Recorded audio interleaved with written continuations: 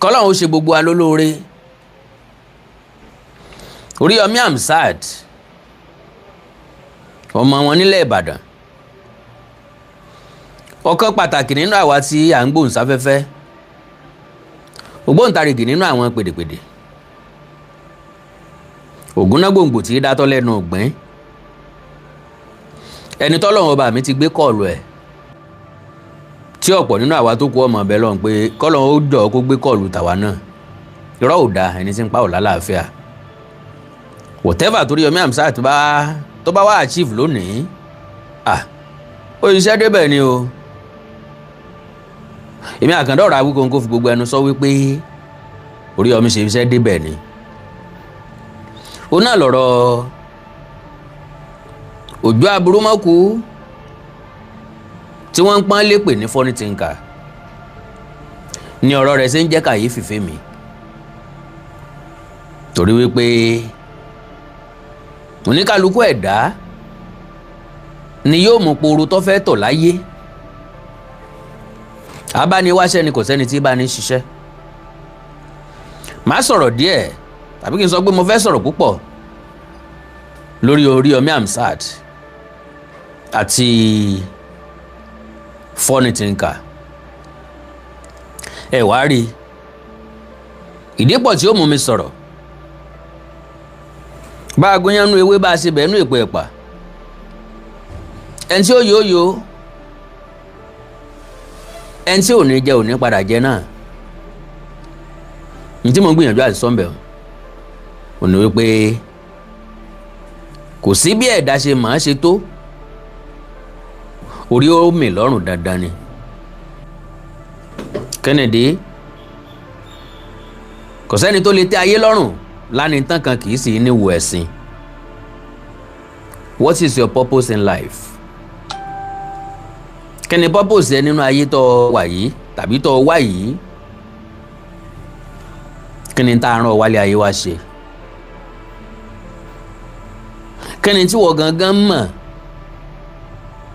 wípọ́ jẹ́sẹ́ tó lúwọ́ ọba mi ní kó wá jẹ́ láyé? Ó ṣe pàtàkì gan nínú ìrìn àjò ìgbésí ayé ẹ̀dá. Ó ṣe pàtàkì pọ̀. So ìdí ni wípé ọ̀pọ̀ wà nínú ayé wọn ò mọ ohun tí wọ́n wálé ayé wá ṣe. Ọ̀pọ̀ wà nílé ayé ó rò pé torí tó nìkan ló ń ṣe wà nílé ayé. Alábàjọ tí mo fi fẹ́ràn orin Islam kan tó sọ pé kí la wá ṣe láyé o, kí lọ́lọ́ ń dá wá sáyé fún ná. Kí la wá ṣe láyé o, kí lọ́lọ́ ń dá wá sáyé fún ná. Ìbéèrè rẹ̀ fẹ́ni tó láròjinlẹ̀, kí la wá ṣe láyé o. Ìbéèrè ńlá ni o. Because gbogbo ẹ̀dá tí ń bẹ nílé ayé ni ó dìtàn. Ẹ̀yin dáàdì mi, ìtàn wo lẹ fẹ́ dà? Ẹ̀yin máa mi tí ń bẹ ń bí, ìtàn wo lẹ̀yin náà lẹ fẹ́ dà? Ìtàn rere ni àbí ìdàkejì? Torí pé gbogbo tí ń bẹ nílé ayé yìí ló máa tán o. Àyàfi Ọlọ́run ọba mi òdodo nìkan ni ò níbi tí ó lọ. Torí kò sẹ́ni ó dá, òun ló sì dá gbogbo wa sílé ayé. Bàbá wa Olóyèdé Àlíù, bẹ́ẹ̀ bá lọ gba ọdún láyé ní ni o, mi ò ní gbọ́ kú yín, ẹ ní mọ bójì ọmọ. So a fẹ́ bára wa sọ̀rọ̀ lónìí. Ọlọ́run ọba mi ń gbà fẹ́ bára wa sọ̀rọ̀. Èmi ó kẹ́kọ̀ọ́ ń bẹ̀, ẹ̀yin náà ó kẹ́kọ̀ọ́ ń bẹ̀, funny thinker ò lè kẹ́kọ̀ọ́ ń bẹ̀. Ìdí ni pé ajá tí ó sọnù lóhun kò ní gbọ́ fèrè ọlọ́dẹ. Tẹ́ bá wò dáadáa ẹ rí i pé kò sí òun wọ̀ kí ẹ̀ dáadáa kó tó bọ́ síta. Lọ́kàn rẹ̀ ó rò pé ẹ̀bùn lásán gbèyàn débi gíga. My lovely brother, ẹ̀bùn nìkan ò tó. A ní ìdíwọ́ ọmọlúàbí pẹ̀lú ẹ̀. We need strategy. Gbogbo iṣẹ́ ló láṣìírí. àìmàsírí iṣẹ́ ọ̀hún ló fi ń jó mo kùnà mo sì nà káàkiri, ló fi ń sáré káàkiri, ló fi ń fò, ló fi ń tọ bí ọ̀pọ̀lọ́. Gbogbo bí ọba wa tọ́ dé ọ̀ ń bẹ́ sínú omi gbóná. Torí pé ọmọ fífò ọmọ bí wọ́n ṣe tọ́. Mr. Temi Adeleke, God bless you sir. So kí ni tí mo ń gbìyànjú àti sọ? Gbogbo ẹ̀dá tí ń bẹ ilé ayé pátápátá ẹ má jẹ́ àtanra wa. Bá a bá ń ṣiṣẹ́ à ń ṣiṣẹ́ nítorí owó. Ọlọ́run ọba mi náà sì ti sọ wípé iṣẹ́ tó bá ti gbàágùn lójú ẹni dandan ni kó wá ń jẹ fún ni. Màá sọ̀tàn méjì nínú ọ̀rọ̀ tí mo fẹ́ sọ yìí. Méjèèjì èmi ló ṣẹlẹ̀ sí. Because ojú aburú mọ̀kú tó gbéná wojú Oríyọmí Hamzat tó joyè aláròpin wípé Oríyọmí Hamzat ò lè wọlé gẹ́gẹ́ bí gómìnà ìpínlẹ̀ Ọ̀yọ́. Kò sọ pé Oríyọmí Hamzat ò ní quality o. Kò sọ pé kò kúnjú òṣùwọ̀n, kò sọ pé kò wà up to task. Kò sọ pé Oríyọmí Hamzat ò ní antecedent. Àṣélẹ̀ tí jábọ̀ wá bá wọn ń pè bẹ́ẹ̀. Àfọ̀tẹ́lẹ̀ tí jọmọ̀ mi gbẹ́nà, ọ̀rọ̀ asọ́tì tí jẹ́ kinní kan àná. Kò sọ bẹ́ẹ̀. Torí n tó ń rò ní wípé Oríyọmí Hamzat ò rúbọ tóun kò dẹ̀ sí tutù tóun. Who is he? Ó lóun ò lè ṣiṣẹ́ ọ̀fẹ́, òun fẹ́ gbowó lọ́wọ́ Oríyọmí Hamzat. Ó dà bẹ́ẹ̀. Ẹ jẹ́ sáré sọ̀tàn ẹyọ kan kí n tó sọ kejì náà. Mi nílò àmì fagùn. Ṣùgbọ́n tó tí wọ́n ṣe f'Oríyọmí Hamzat àti ojú aburú mọ́kù ó lè le díẹ̀ o. Ó lè le díẹ̀. Mọ́dẹ̀lì wà bias. Ìdí ni wípé mo mọ Oríyọmí ọmọ Amusa dáadáa. Mo mọ bí t'Oríyọmí ti ń bọ̀ díẹ̀. Ìrìn àjò èmi àti Oríyọmí Hamzat bára mu. We started as a radio broadcaster. Wọ́n bá lé èèyàn good Oríyọmí Hamzat good. Ó good tán wọ́n gbé èèyàn good tán ó good tán. Tán bá wá sọ pé èèyàn lẹ́bùn ojú aburú mọ̀kù funny thinker. Ọlẹ́bùn o, mo fi Ọlọ́run ọba mi búra. Ẹ jẹ́ ayọ̀ tẹ̀gàn kó ń bẹ̀ ká tún fi tẹ̀gàn kan. Ó ní ẹ̀bùn.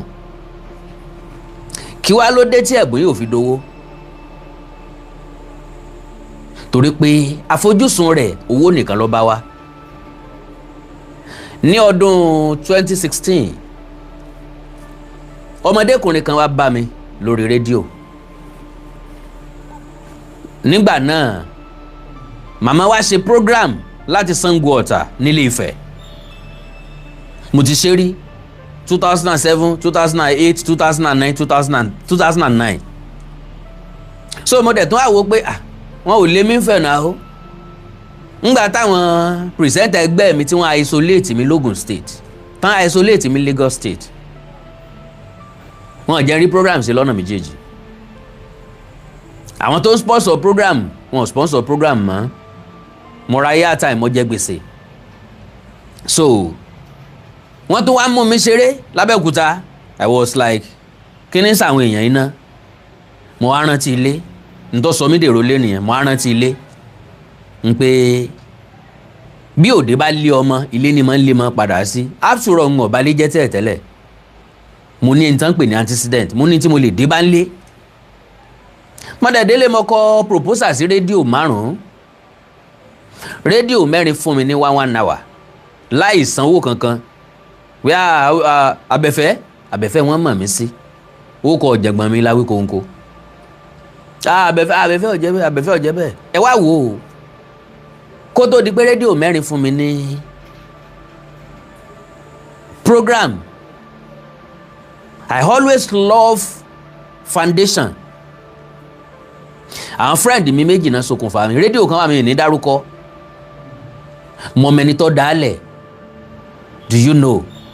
Bí mo ṣe máa ń wá sílé Ifẹ̀ látèkó ni mo rí pé wọ́n ń kọ́ iléeṣẹ́ rédíò yẹn lọ́wọ́. Wọ́n ti kọ́ tán wọ́n kọ orúkọ ẹ̀ síta. Èmi náà wọ ọbẹ̀ pé bọ́n bá fẹ́ bá yẹn ṣiṣẹ́ òkè lè ráàyè ṣiṣẹ́ ń bí o. Àjọ wà ń bẹ̀ ń gbà wọ́n fẹ́ sí iléeṣẹ́ rédíò ọ̀hún ni. Ṣùgbọ́n wá tásìkò tí wọ́n gbà yàn ṣiṣẹ́ mo mú proposal lọ, mo ṣe demo oríṣi méjì mo mú lọ, wọn ò mọ̀ fún mi program o. Àwọn tán because wọn ò mọ stuff mi, wọn ò mọ nǹkan tí mo ní nínú. Mo wá ń pààrà gbogbo ìgbà tí n bá ti wá fẹ́ màá yà màá ní mo ní kí n check ni o. So colleague mi kan tí wá ń bẹ̀ ń bẹ̀ tí nǹkan rẹ̀ ò ní bàjẹ́ láéláé ẹ̀tọ́ wo ni ẹ̀tọ́ wo lórúkọ ẹ̀ ẹ̀tọ́ wo lórúkọ program ẹ̀ ọmọ ilé Ifẹ̀ ni. Ó ní mo wá bá pàdé ńjọ́ kan níbẹ̀ ó ṣe program wá ní abẹ́fẹ́ ó tọ́jọ́ mẹ́ta báwo ni gbogbo nǹkan àdẹ̀jọ sọ̀rọ̀ ó ní kí ló dé tí mi ṣe program bí mo ní mo ti mú proposal wá nísìnyí àbí mo ti ń pààrà nísìnyí kan tó ṣí rárá ni. Ó wá ní kí n má wọ́ọ̀rì ó ní wọn mọ̀ ọ́ àwa làwa mọ̀ ọ́ 2 hours program ló ń ṣe. Ìjọ àkọ́kọ́ ó gbé mi wá sórí program ẹ̀ lọ́sẹ̀ kejì ó pín program ẹ̀ sí méjì. Can you do that? Ẹ̀tọ́ wo gbogbo ìgbà tó lò láyé ò ní tọkòrò wò lágbára Ọlọ́run. Ẹ̀tọ́ wo pín program ẹ̀ sí méjì òun ó ṣe 10 to 11 èmi ó ṣe 11 to 12. Mi ìṣẹ́jú episode méjì lẹ́yìn tó ní iléeṣẹ́ rédíò nìkan mú mi wá. Wọ́n fún mi ní program wọ́n fún mi ní táìmù tèmi láàyè ọ̀tọ̀. Mo ti ń pààrà àwọn òfin mi program tẹ́lẹ̀ o. Ní tí mo ń gbìyànjú àti sọ fún ní ti ń kà òun ni pé gbogbo nǹkan kọ́ lè yàn fowó bẹ̀rẹ̀. Gbogbo nǹkan kọ́ lè dá fowó bẹ̀rẹ̀. Because oògùn kì í gbénú àdó jẹ́. Kò sí advertiser tó máa gbowó fún upcoming. Nípa ọ̀yà mo fẹ́ polówó ọjà ìwọ ló wá polówó mi. Tàbí tó máa polówó ọjà lórí program tí ò tí ì lérò táwọn èèyàn ò tí ì mọ̀. Tàbí lórí program tí ò jókòó.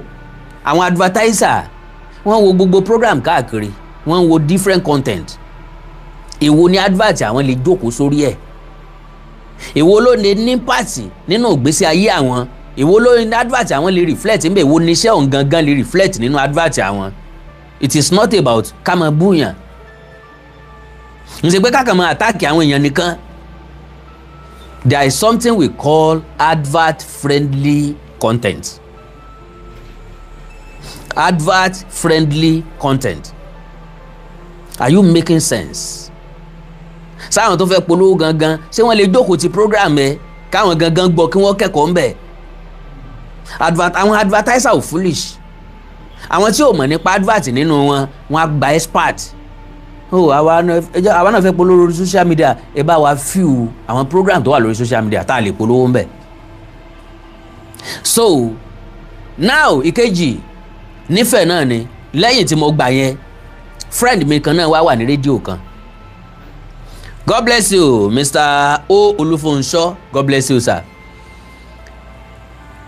Nílé Ifẹ̀ náà ni ọ̀rẹ́ mi kan ló ṣe yẹn àbí ọ̀rẹ́ mi kejì náà ló gba rédíò kejì fún mi.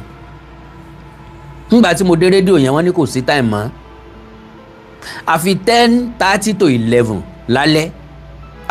Mo á ní ọ̀rẹ́ táìmù yẹn ti pẹ́ jù náà àwọn mo fẹ́ bá sọ̀rọ̀ ní táìmù yẹn wọ́n ti máa sun. Ó ní no ó ní kí n kọ́kọ́ gbà náà wàláhì mi ò jiyàn. Wọ́n ní 10 to 10:30 lálẹ́ ló wà. Mo wá ní kan fún mi. Mo ṣe program kínní mi ò ṣe kejì. Wọ́n ní ṣé mo lè ṣe 1 to 2 lọ́sàn-án lọ́jọ́ sọ́jọ́ ọ̀dà ìpọ́jọ́ Wednesday náà fún mi ọjọ́ Wednesday àbọ̀jọ́ Thursday either of the two. Mo ní kò sí ní tó dùn bí àrùn ibà bọ́n ṣe fún mi ní 1 o'clock nìyẹn to 2 o'clock mi ò kí mind the time nípa program. So lẹ́yìn ẹ̀ ibẹ̀ ni mo ti dé rédíò méjì míì. Rédíò karùn-ún tí mo wá program ètò mi sórí rédíò méjì orí rédíò mẹ́rin mo pín sọ́nà méjì lọ́jọ́ Wednesday méjì lọ́jọ́ Thursday. Bí mo ṣe ń bá ìgbésí ayé mi lọ wẹ́rẹ́dìwẹ́rẹ́ nìyẹn. Now orí ìkànnù program yẹn ní bọ́ọ̀ yẹn ti wá pè mí pé òun láìkì ètò mi o òun náà dẹ̀ fẹ́ di sọ̀rọ̀sọ̀rọ̀ òun fẹ́ kí n tiẹ̀ tó parí program ti wá dóde mi rédíò. So ilé mi ò jìnnà sí rédíò àwa jọ ń fẹsẹ̀ rin lọ mo á ń fọ̀rọ̀ jomitoro ọ̀rọ̀ pẹ̀lú kí ló dé tó fẹ́ ṣe program because àwa tá a jẹ́ presenter a máa ń béèrè lọ́wọ́ èèyàn tó fẹ́ ṣe kí ni interest yẹ. Torí iṣẹ́ tá à ń ṣe kì í ṣe iṣẹ́ tí máa ń fún èèyàn lówó kíákíá. Social media ló san wàhálà wa padà díẹ̀ ẹ lọ béèrè lọ́wọ́ àwọn pìrìsẹ́ńtà tó bá jẹ́ pìrìsẹ́ńtà tó ti rọ̀ yìí tó ti pẹ́ǹdì iṣẹ́ yìí bíi tọ̀dọ̀ mi. ẹ gbọ́ Gbénga Adébóyè ni ó ní ìjẹ́ ti gbọ́ pé kíni pé ìyàtọ̀ kan ò sínú iṣẹ́ sọ̀rọ̀sọ̀rọ̀ orí rédíò pẹ̀lú iṣẹ́ díákónì tí ń gbé gidi náà náà jọ. Ìwọ̀n owó tí wọ́n bá ń fún ọ máa fi jẹun ní kọ́ ọmọ bá kú ṣùgbọ́n ara àta ọmọ o agbóhùn rẹ̀ lánàá agbóúnjẹ táwọn ọmọ wí.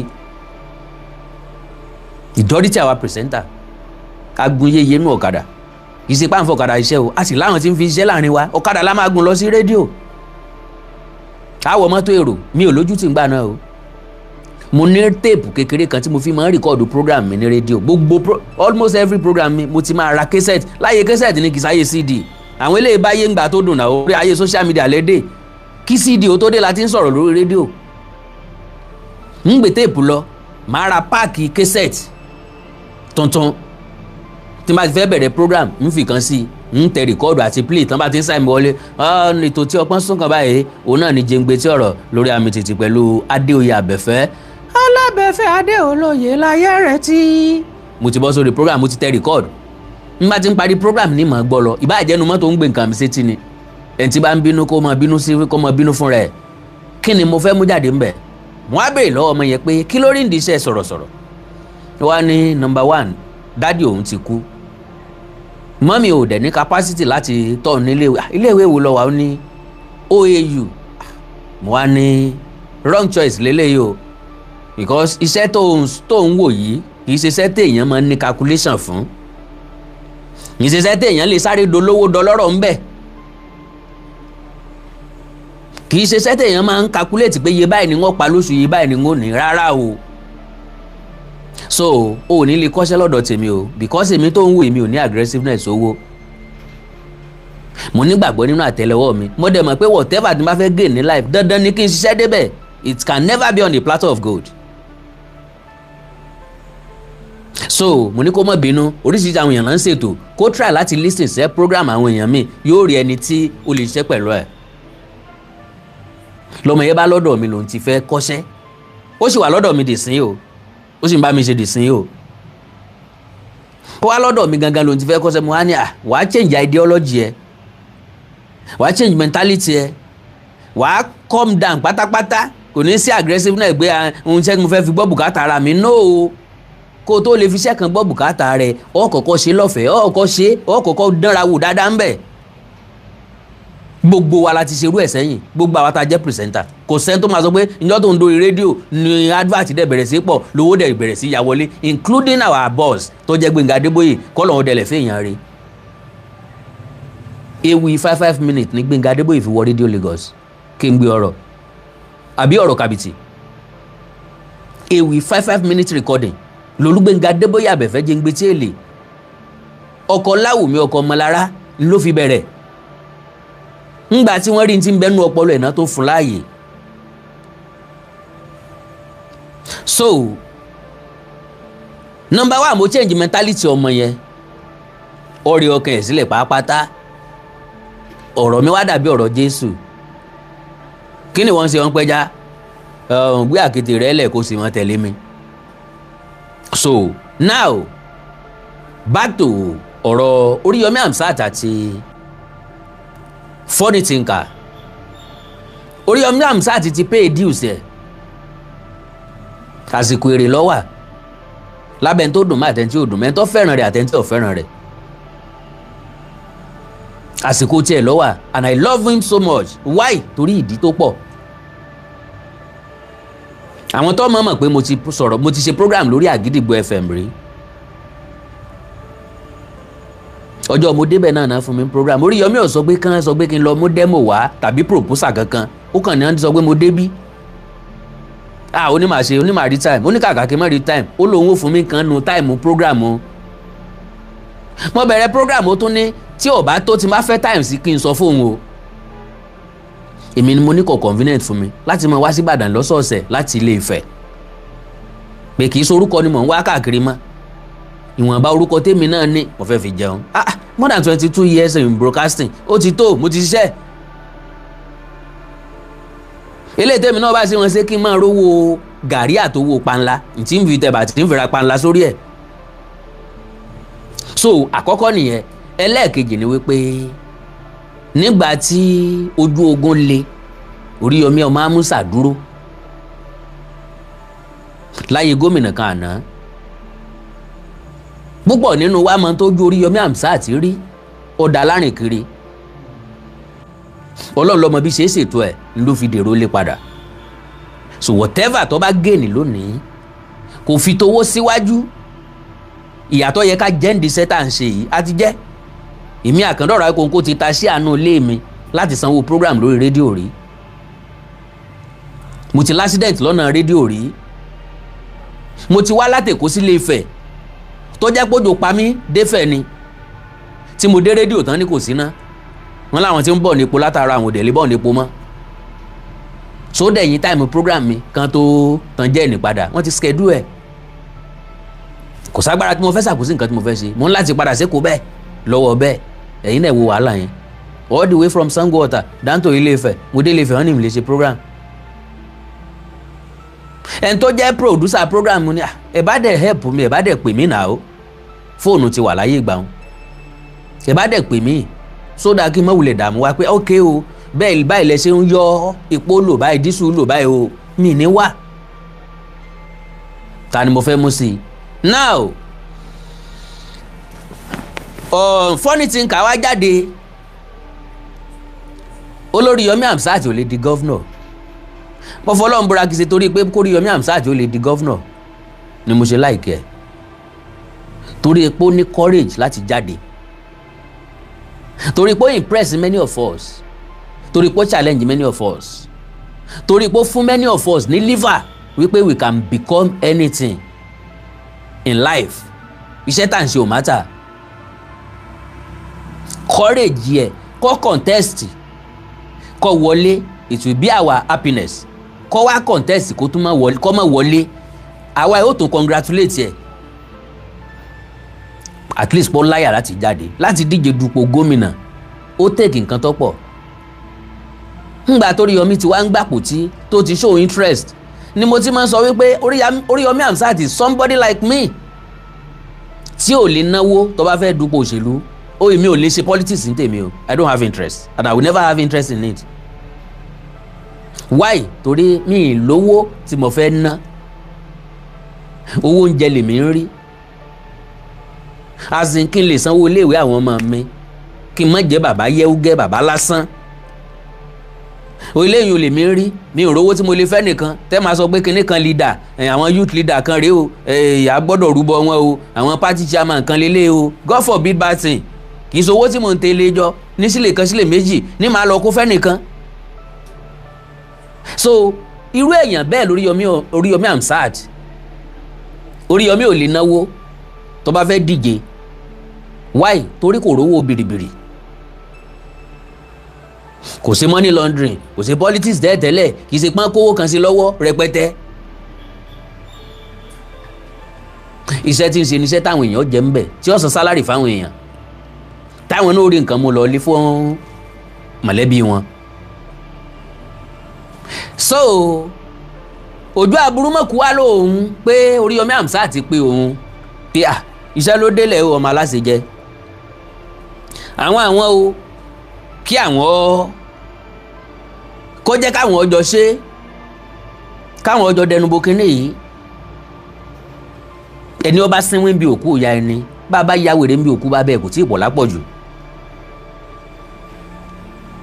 Ọ̀rọ̀ ẹnìkan ló tó gbómi ń kẹ́sẹ́ lórí ọ̀rọ̀ tí mo fẹ́ sọ yìí ẹ̀gbọ́n tó ń tàn sọ ni ó ní sáà fẹ́ kí funny thinker kó polówó politics lọ́fẹ̀ẹ́ ni.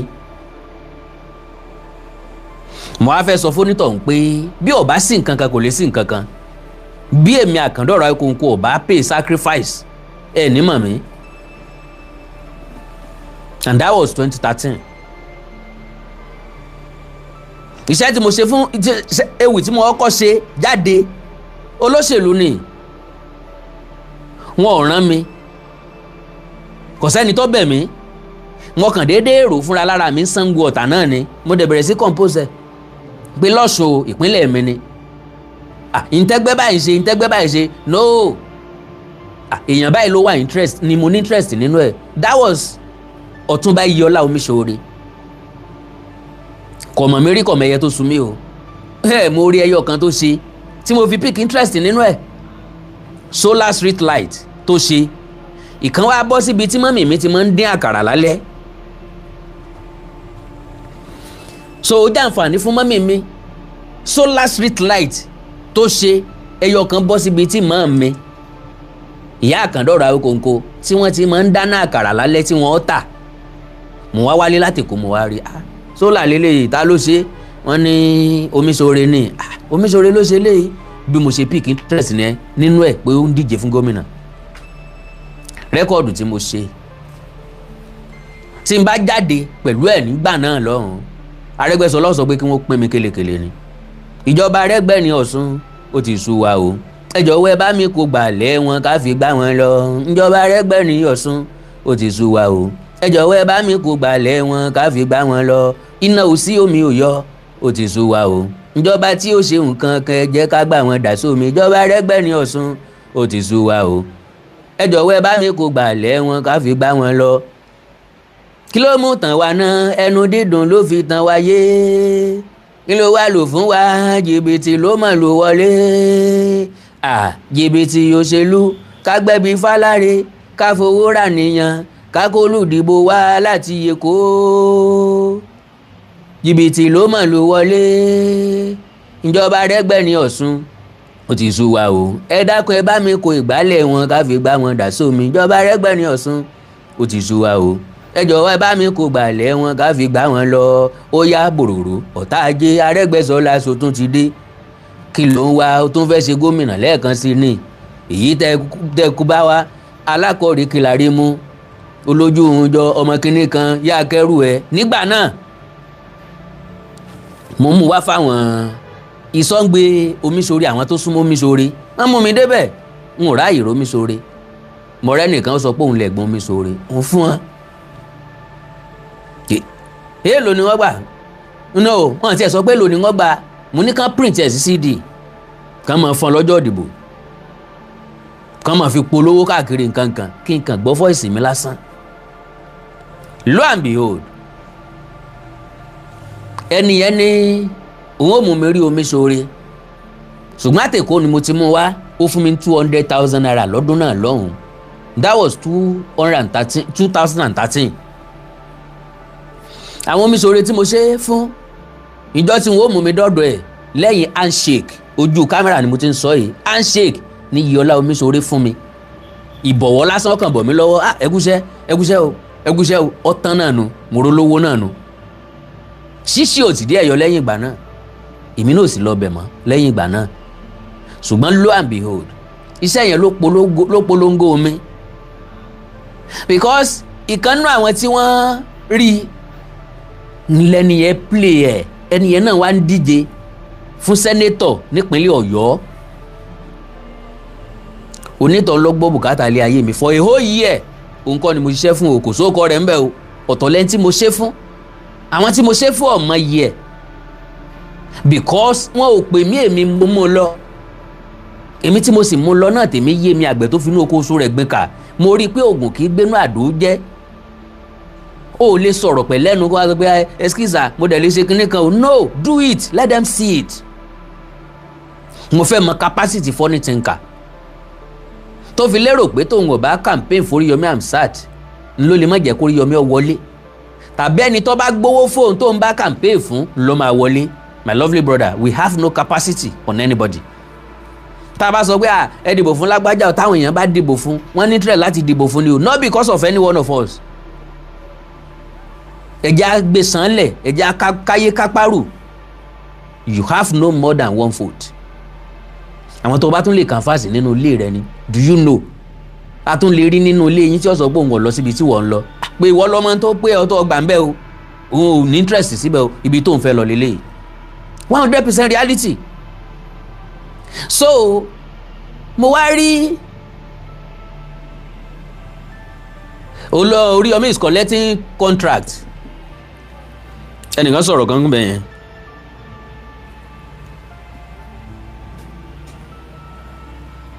ẹ má bínú o gbogbo ẹ̀yin olólùfẹ́ Àkàndọ̀rọ̀ Awíkonko ẹ má bínú mo fẹ́ pick nǹkan nu tẹ́ni yẹn sọ ni o torí majority wa a gbé orí sórí ni òye ilé ayé òye wa lára wa la dẹ̀ ń ba ayé jẹ́ because aggressiveness ẹlòmíì sólówó láti dolówó ń ló ń ba gbogbo nǹkan jẹ́ ẹni sọ pé Oríyọmí is collecting contract from your government now yes torí pé ó ti ṣe sílẹ̀ àṣélẹ̀ ní jábọ̀ wá bá àfọ̀tẹ́lẹ̀ ní jọmọ̀ mi gbẹ́nà ó ti ṣe ń gba tí ò lówó nú bówó bá wá dé nísìnyí àjẹmọ́nú ẹ̀ ni bí máa iṣẹ́ fọlọ́ṣèlú kan nísìnyí ó kọ́ mi lẹ́ máa wá sanwó fún nísìnyí because ẹ ti mọ stuff mi already kò sẹ́ni tí ó sọ mi pé Awíkonko mo fẹ́ ṣiṣẹ́ ní rédíò kan nísìnyí kan á sọ pé kí n lọ ṣe demo wá n sọ pé ṣé ti yín di sójú yín fọ́ níṣẹ́ ìmọ̀ mi níṣẹ́ ìrí mi ni why because mo ti kọ́kọ́ establish ara mi already kò só lẹ́sẹ̀lú tí ó fẹ́ gbéṣẹ́ fún mi nísìnyí tí wọ́n sọ pé kọ́kọ́ lọ ṣe demo kan wá fún wa no ẹ sọ ní tí mo fẹ́ fún mi ní tí mo bá lè gbà ní sọ fún yín mo ti ṣiṣẹ́ débẹ̀